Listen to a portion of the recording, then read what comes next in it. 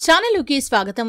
ఈరోజు ఈ వీడియోలో మనం 2025వ సంవత్సరంలో కర్కాటక రాశి వారి యొక్క గోచార ఫలితాలు ఏ విధంగా ఉన్నాయి, ఆదాయం, వ్యయం, రాజ్యపూజ్యం, అవమానం ఏ విధంగా కనిపిస్తుంది, అలాగే కర్కాటక రాశి వారికి ఏ అంశాలు అనుకూలంగా, ఏ అంశాలు ప్రతికూలంగా ఈ సంవత్సరంలో ఉండబోతున్నాయి. ఈ పూర్తి వివరాలు అన్నీ కూడా ఈరోజు ఈ వీడియోలో వివరంగా తెలుసుకుందాం. వీడియోలోకి వెళ్లే ముందు మా చిన్న రిక్వెస్ట్ ఏంటంటే, ఇదివరకు మా ఛానల్ని మీరు సబ్స్క్రైబ్ చేసుకోనట్లయితే సబ్స్క్రైబ్ చేసుకోండి. అలాగే పక్కనే ఉన్న గంట సింబల్ మీద ఆల్ అప్డేట్స్ని క్లిక్ చేయండి. అప్పుడే మేము అప్లోడ్ చేసే ప్రతి వీడియోకి మీకు నోటిఫికేషన్ అనేది వస్తుంది. ఇక వివరాల్లోకి వెళ్తే కనుక, కర్కాటక రాశి అనేది రాశి చక్రంలో 4వ రాశి. పునర్వసు 4వ పాదం, పుష్యమి 1, 2, 3, 4 పాదాలు, ఆశ్లేష 1, 2, 3, 4 పాదాల్లో జన్మించిన వ్యక్తులు కర్కాటక రాశి పరిధిలోకి వస్తారు. ఈ రాశ్యాధిపతి చంద్రుడు. ముఖ్యంగా మనం అతి త్వరలో 2025వ సంవత్సరంలోకి అడుగు పెట్టబోతున్నాం. అయితే ద్వాదశ రాశుల వారి యొక్క జీవితంలో అనేక రకాల మార్పులైతే ఈ సంవత్సరంలో ఉండబోతున్నాయి. అయితే కర్కాటక రాశి వారికి ముఖ్యంగా చూస్తే ఆదాయం ఈ సంవత్సరంలో 8గా ఉంటే వ్యయం 2గా కనిపిస్తుంది. కాబట్టి ఆర్థికంగా డబ్బు సమకూర్చుకోవటానికి, పొదుపు చేసుకోవటానికి అవకాశాలు ఎక్కువగా ఉన్నాయి. రాజ్యపూజ్యం 7గా, అవమానం 7గా కనిపిస్తుంది. అయితే కర్కాటక రాశి వారి యొక్క జీవితంలో ఈ సంవత్సరంలో అనేక రకాల మార్పులు కనిపిస్తున్నాయి. బృహస్పతి మే నుండి వ్యయస్థానంలో సంచరించబోతున్నాడు. శని 9వ స్థానంలో సంచరించబోతున్నాడు.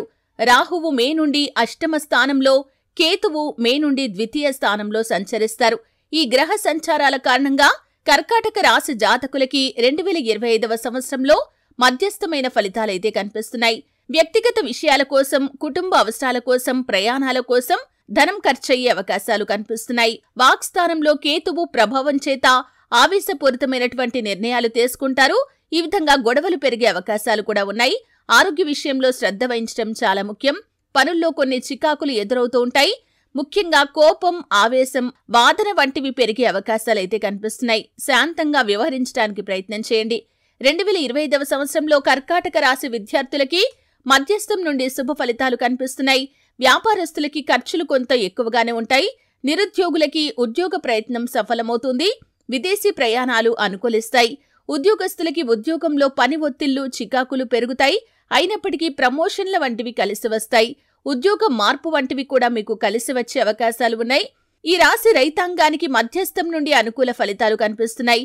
రాజకీయ నాయకులకు మాత్రం అనుకూలంగా లేదని చెప్పుకోవాలి.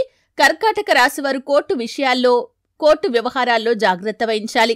స్త్రీలకు కొన్ని అనారోగ్య సమస్యలు, కుటుంబ సమస్యలు ఇబ్బంది కలిగిస్తాయి. ఆరోగ్య విషయంలో శ్రద్ధ మీకు చాలా అవసరమనే చెప్పుకోవాలి. ముఖ్యంగా మాసాల వారీగా చూస్తే జనవరి మాసంలో మధ్యస్థమైన ఫలితాలు ఉన్నాయి. గతంలో నిలిచిపోయిన పనులు పూర్తి చేస్తారు. విదేశీ ప్రయాణాలు ఉంటాయి. శుభకార్యాలకు కొన్ని ఆటంకాలు వస్తాయి. స్త్రీ పరిచయాలు కనిపిస్తున్నాయి. అధికారులతో విరోధాలు, పనిభారం పెరగటం ప్రతికూలతలుగా కనిపిస్తున్నాయి. అదనపు రాబడి ఉంటుంది. అయితే ఫిబ్రవరిలో చూస్తే కర్కాటక రాశి వారికి అనుకూలంగా ఉంది. వ్యాపార, ఉద్యోగ ప్రయత్నాలు ఫలిస్తాయి. మంచి లాభాలు ఉంటాయి. వంశ వృద్ధి అవుతుంది. స్త్రీ పరంగా సహాయం లభిస్తుంది. వాహన సౌఖ్యం కూడా ఉంటుంది. కొద్దిపాటి అపజయాలు ఉంటాయి. వ్యవసాయ రంగంలోని వారికి మాత్రం లాభాలు కనిపిస్తున్నాయి. ఇక మార్చి మాసం కర్కాటక రాశి వారికి అనుకూలంగా ఉంది. ధన వ్యయం ఉంటుంది. నూతన పరిచయాలు పెరుగుతాయి. శుభకార్యములు చేస్తారు. గృహంలో మార్పులు కూడా ఉంటాయి. ఇంటా బయట విరోధాలు ఉంటాయి. మీ ప్రతిభకు గుర్తింపు లభిస్తుంది. యాత్రలు చేసే అవకాశాలు కూడా ఉన్నాయి. వ్యాపారంలో లాభాలు కూడా పెరుగుతాయి. ఇక ఏప్రిల్ మాసంలో మధ్యస్థమైన ఫలితాలు ఉన్నాయి. సంఘంలో గౌరవ మర్యాదలు ఉంటాయి. శుభకార్యాలు చేస్తారు. జీవిత భాగస్వామితో, సంతానంతో కలిసి వినోదయాత్రలకు వెళ్తారు. సంతానం గురించి ఆలోచనలు మీకు కొంత ఒత్తిడి కలిగించినప్పటికీ మానసికంగా ఆనందపడతారు. రుణాలు చేస్తారు. ఇక మే మాసంలో కర్కాటక రాశి వారికి మధ్యస్థమైన ఫలితాలు ఉంటాయి. ఉద్యోగస్తులపై పై అధికారులు కొంత ఒత్తిడి తీసుకుని వస్తారు. ఉద్యోగ విధుల నిర్వహణ అజాగ్రత్తగా ఉంటే మాత్రం మీకు సమస్యలు వస్తాయి.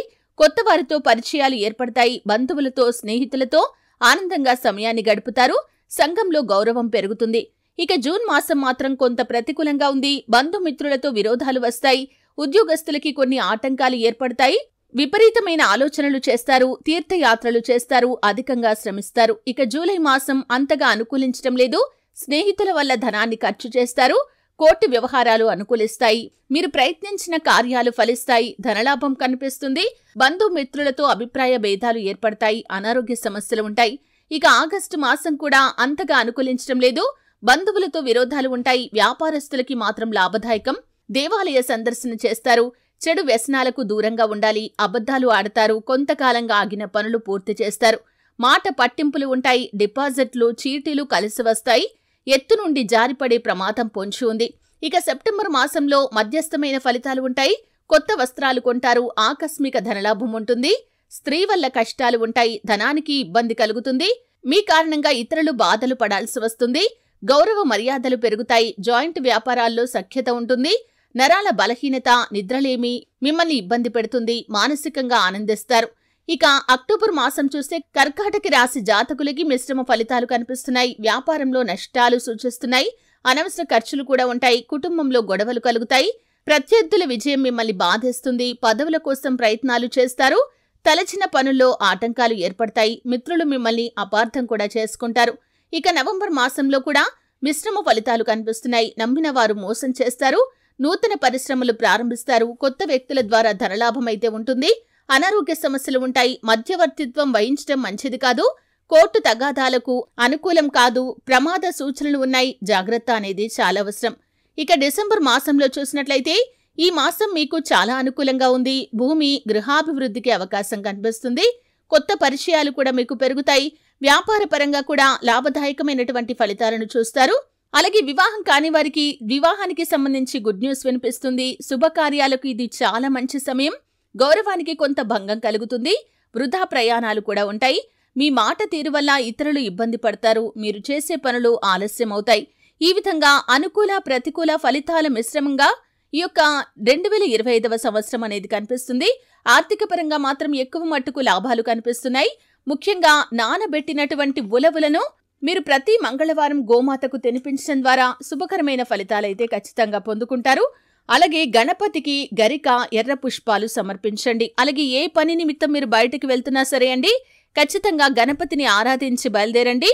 శుభ ఫలితాలు మీకు కలుగుతాయి. అలాగే ప్రతి మంగళవారం రోజు లెమన్ ఎల్లో కలర్లో ఉన్నటువంటి వస్త్రాలు ధరించడం ద్వారా మీకు బాగా కలిసి వస్తుంది. చేపట్టిన పనిలో విజయం సాధిస్తారు. అలాగే ఆర్థికంగా కూడా పురోగతి సాధించడానికి అవకాశాలు మీ ముందుకు అధికంగా వస్తాయి. గోమాతను ఆరాధించడం ద్వారా కూడా సకల శుభాలు మీకు కలుగుతాయి. అలాగే మీ శక్తి మేరకు అవసరాల్లో ఉన్నవారికి దాన ధర్మాలు చేయండి. అపారమైన పుణ్యఫలాన్ని కూడా ఖచ్చితంగా మీరు పొందుకోగలుగుతారు. చూశారు కదండి, కర్కాటక రాశి వారికి 2025వ సంవత్సరంలో ఎటువంటి గోచార ఫలితాలు కనిపిస్తున్నాయో తెలుసుకున్నారు. ఏ మాసంలో ఎటువంటి ఫలితాలు వీరు చూస్తారో కూడా తెలుసుకున్నారు. వీడియో నచ్చితే ఖచ్చితంగా లైక్ చేయండి.